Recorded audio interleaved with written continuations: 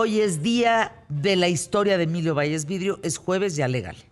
¿Y cómo amaneciste? Muy bien, Fer. ¿Tú cómo estás? Bien, muy bien, contenta de que llegue tu momento, tu número, como Mi dicen. número. Hay un vidente. ¿Dónde nació? Cuéntanos.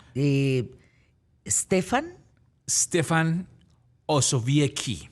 Osowiecki? Tú nos platicaste la semana pasada, si no mal recuerdo, la Ajá. antepasada, de lo del mentalista, ¿no? De cómo hace todo este tipo de... Leo Schuchard. Sí, de cómo de repente lo hace... puede pues adivinar cosas o nos decías que lo que se ponen o escribía y de repente podía decir lo que estabas escribiendo. Bueno, este es un caso parecido. Lo que sí es que, bueno, evidentemente siempre este tipo de historias y este tipo de vivencias pues marcan de alguna manera un hito importante, pero también muchas dudas, porque se habla de que pueden ser charlatanes, de que simple y sencillamente engañan a la gente y viven de eso. Y aquí, precisamente, Stefan pasa a la historia por dos cosas, porque efectivamente en ningún momento nadie, absolutamente nadie, le pudo comprobar que mentía, pero hubo un detalle en su vida, dos detalles en su vida, que de alguna manera sus críticos empezaron a decir que realmente se trataba de un charlatán. Pero bueno, este Stefan Osowiecki nace en Moscú, es de una familia polaca, que bueno, tenía dinero porque su papá tenía una fábrica de químicos, hacía pinturas, hacía aerosoles, hacía este tipo de barnices, entonces bueno, técnicamente tenían dinero. Y entonces este joven que se va a estudiar a un colegio militar en donde empieza a tener sus primeros acercamientos y ahí en este colegio militar empieza a tener sesiones espiritistas, por lo menos es lo que decía. ¿Por qué? Porque él escribe un libro desde que tenía 14 años, escribe un libro y en él dice en este libro que se llama El mundo de mi espíritu y visiones del futuro, ahí se empieza a describir a sí mismo y dice que desde los 14 años él ya tenía habilidades telepáticas. Y entonces, bueno, pues de alguna manera lo que hacía era hacer estas sesiones espiritistas con sus compañeros de clase y ahí es donde, pues de alguna manera un poco burda, les daba a conocer las cartas, adivinaba sus cartas, decían que tocaba a las personas o tocaba algún objeto a las personas y les podía predecir lo que iba a venir en el futuro. Y entonces, bueno, empezó a generar toda una expectativa al grado de que, bueno, finalmente, a pesar de que se gradúa como ingeniero tras la muerte de su papá, que además toma él la fábrica, realmente la gente lo empieza a conocer por todas estas supuestas adivinanzas que hacía y la conexión con los espíritus y todo este asunto. Y entonces, tal es el grado de este joven ya que lo empiezan a buscar varias personalidades del mundo de la política, los actores, artistas, en fin, de todo este asunto, pero se cruza un momento difícil en su vida que es el momento en que aparece la revolución bolchevique, en donde es encarcelado, acusado de haber espiado para el ejército francés. Y todo resulta porque el ejército francés le gusta la casa de su familia, la casa donde él vive, y entonces determinan que va a ser su cuartel general. Entonces se mete el ejército francés a su casa y entonces, bueno, lo toma como unas oficinas. O sea, finales de 1800 estamos hablando. Estamos hablando de 1800. Entonces, bueno, finalmente ante esa situación determinan por acusarlo de espía y lo van a encarcelar. Cuando lo encarcelan... Con tal de quitarle la casa. Sí, por haberle quitado la casa. Pero aquí viene un punto importante. Pasa medio año en prisión y finalmente es condenado a muerte. Cuando le dicen a él que pues, se va a ser condenado a muerte, él dice que no se preocupa, porque no es su momento. Es lo único que le dicen, es que no es mi momento. Y entonces... Él dice, no es mi momento. Y justo unos horas antes de que lo van a matar, deciden indultarlo. ¿Por qué? ¿Quién sabe? Pero finalmente lo indultan. Entonces sale de la cárcel ya con otro prestigio de wow, adivinó, o por lo menos vio o tuvo la visión de que no lo iban a matar. Tal? Entonces empieza a crecer todo este asunto alrededor de esto, de esta experiencia, al grado de que cuando deciden mudarse a Varsovia, pues ya obviamente Polonia lo que era Polonia se empieza a dividir en Rusia, Austria y Prusia, Austria y Rusia. Y él ya empieza a tomar todo un sentido a lo largo de toda esta franja, en donde finalmente vale la pena mencionar que Polonia ya logra su independencia y él ya se hace polaco. Entonces ya se reconoce como polaco. Entonces, un momento importante, ¿por qué? Porque todavía no llegaba la Segunda Guerra Mundial. Pero antes de eso, una vez que ya él está en Polonia y que empieza a trabajar y empieza a ser empresario, a poner varias empresas, la idea de ser clarividente le gana más que el empresario. Y gracias a estos supuestos poderes psíquicos se convierte en una de las personas más famosas de la Polonia entre guerras. Es decir, acababa de terminar la Primera Guerra Mundial, todavía no empezaba la Segunda Guerra Mundial, pero ya su nombre era conocido prácticamente en Polonia y parte de Europa. La prensa escribe sobre él, los amigos empiezan a hablar de él, al grado, insisto, en que toda su fama empieza a llegar no solamente entre los amigos y la comunidad, sino figuras célebres como líderes políticos, militares, músicos, actores, directores. Y bueno, era especialmente valorado por su psicometría, es decir, su clarividencia basada en objetos. ¿A qué me refiero con eso? Él decía que solo con entrar en contacto con algún objeto perteneciente a una persona en particular podía descubrir su paradero. Bueno, empezó a tener una cantidad de gente, bueno, filas de, es que perdí mis joyas, perdí mi reloj, perdí mi amuleto, perdí no sé qué tantas cosas. Y entonces empezaba a tener mucha gente. Pero viene un momento importante, la policía. La policía le empieza a pedir que ayude, sí, a personas que habían sido desaparecidas, ahogadas, de alguna manera asesinadas y que no tenían o no encontraban su paradero. Y entonces, ¿qué sucede? Empieza a colaborar con la policía. Dicen, es que ahí está el punto, el problema es que siempre dicen, pero no se comprueba que sí ni no, que efectivamente gracias a estos objetos y en colaboración con la policía lograba localizar a las personas desaparecidas simple y sencillamente con tocarle la ropa. Eso no era cierto. No, sí, o sea, eso decían que sí era cierto, que tocaba la ropa de alguna persona desaparecida. ¿Y cobraba? No cobraba. Él se asumía como cristiano, a pesar de que venía de toda una senda poco judía. Él se asumía como cristiano y por eso, de alguna manera, colaboraba con la policía sin cobrar un solo centavo.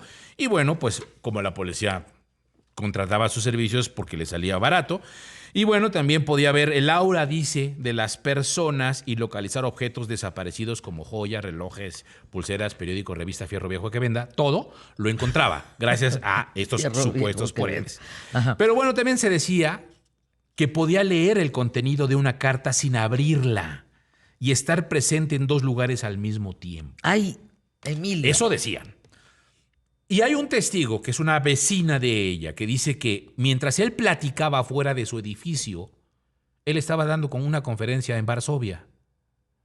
¿Cómo? Porque podía estar en dos lugares al mismo tiempo.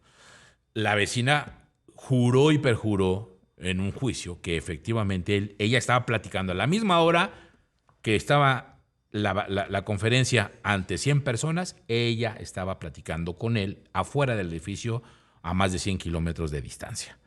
Entonces, eso es lo que hacía. Pero bueno, dentro de todos estos poderes psíquicos, viene un momento importante con el doctor Gustave Gellé, que era un médico francés, investigador de fenómenos paranormales, que lo somete a algunas pruebas. Este hombre, este doctor, ya había pues hecho algunas pruebas con algunos otros y los había desenmascarado como personas que estaban chantajeando a otras, que eran embaucadores, que eran mentirosos y que no tenían. En el caso particular de Osowiecki, le dice, a ver, le entrega una carta sellada y llama al Premio Nobel de Medicina, al señor Charles Richet, ganador del Premio Nobel de Medicina, que es el quien escribe la carta y le dice, a ver, descifre la carta. En una conferencia ante 100 personas, Osokiewicz describió perfectamente el contenido de la carta en una conferencia y la lee sin abrirla. Y eso genera mucho mayor expectativa, empieza mayor credibilidad. O sea, sí lee lo que sí había. Lo que había en la carta. ¿Ah, sí? No, sí, claro, lo lee ante 100 personas. Lo adivina. Lo adivina lo que decía la carta. Órale. Entonces viene... Yo, ¿qué tal? Órale. Sí, pero viene otro momento en la historia. Está medio...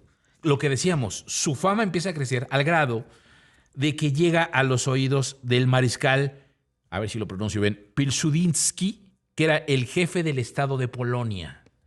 Y tú sabes que un militar en esos tiempos, en una Polonia comunista, pues no era cualquier cosa. Entonces va y le entrega una carta. Que a este señor le gustaba la parapsicología. Ajá, y le entrega la carta y le dice, a ver si es cierto. Léela. Lee la carta y dime lo que está haciendo, lo que realmente escribí en esa carta. Y no solamente eso, lleva un teniente, y el teniente que acompaña al jefe del Estado tiene la orden expresa de si miente, lo mata. Si mientes, te van a volar la cabeza. Es en el momento que, pues ahí entra en este conflicto de, caray, a ver si es cierto.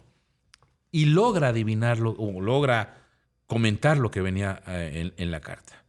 Venían letras, una escritura contenía números 2, 4, 5 y 7 intercalados con la letra L.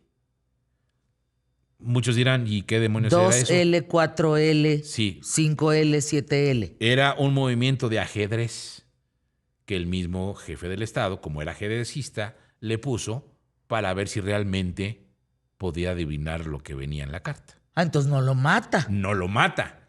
Y entonces se salva y entonces ahí es donde crece todavía más su fama. El punto es que cuando lo matan, cuando empieza la Segunda Guerra Mundial, ahí sí lo matan, los nazis. ¿Cómo? Lo fusilan, lo meten en una fosa común y ahí es donde dicen cómo fue que ahí no pudo predecir su muerte, sus detractores. Pero más aún, el doctor del que hablábamos, Gustav Geley. Ajá, en 1950 descubren que había sido pues un cuate que, de acuerdo a la lana que le pagabas, él daba fe o no. Para concluir tu historia, Emilio, llega la Segunda Guerra Mundial, en una ejecución masiva de civiles en Varsovia, matan a Osowiecki. Así es. No encuentran nunca el cuerpo. Nunca lo encuentran. Pero entonces, ¿por qué realidad o mentira? Porque primero que nada, sus detractores le dicen que cómo fue que no pudo predecir su muerte ya. O sea, la primera vez sí, diciendo que iba a salir, que no se preocupaba, y la segunda ocasión no, cuando lo matan los nazis, que además nunca encuentran su cuerpo. Entonces, al final no saben específicamente si lo matan o no, o cómo desaparece, pero dicen que lo mataron los nazis cuando hacen esa ejecución masiva. Y por otro lado, lo que te decía, que en esa ocasión se salva frente al militar, adivinando la carta, después no se salva frente a los nazis, y luego más adelante, en 1950, luego de la muerte del doctor Gustav Geley, es acusado justamente de que él había había encubierto algunos casos de mediums, tratando de sobresalir y de sobrevivir, porque en determinado momento le decían... le pagaban. Y en determinado momento le dijeron o preguntaron por qué hacía eso, y lo que decía es que al final lo que él no quería era terminar con la creencia de que lo paranormal sí existe. Y entonces, si él descubría todos sus casos, entonces la gente iba a dejar de creer en lo paranormal. Bueno, ese por corrupto, pero ¿y el militar? Porque ese se adivina la carta del militar. Así es. Por eso te digo, la fascinación alrededor de él es que efectivamente quien lee parte de su historia sigue creyendo que era un vidente real. Era un vidente que sí tenía ética, era un vidente claro, sí tenía aproximación a lo que decía, pero sus detractores dijeron, ¿cómo fue posible que no haya adivinado? Dos cosas, que no haya adivinado su muerte, y la otra, simplemente que hayan reconocido al final que efectivamente el doctor estaba pagado. ¿De dónde sacas tanta historia? Dice Catalina Ramos de Ciudad de México. Me tienes con la boca abierta. Pues indagando en todos los libros, y mándele periódicos, revistas, Fierro Viejo que venda, todo. Exacto. Todo lo que me cae en la mano lo investigo. Y mándele sugerencias. El público le ha mandado sugerencias de historias buenísimas. Sí, la de muchas mayor gracias. éxito, el Tesoro de México, ¿te acuerdas? Tesoro Que de es México. nuestro, que nos deben 80,000 pesos a cada ciudadano. Y que como dijo don Teofilito, no nos los van a pagar Y nunca. no lo ¿verdad? van a pagar nunca.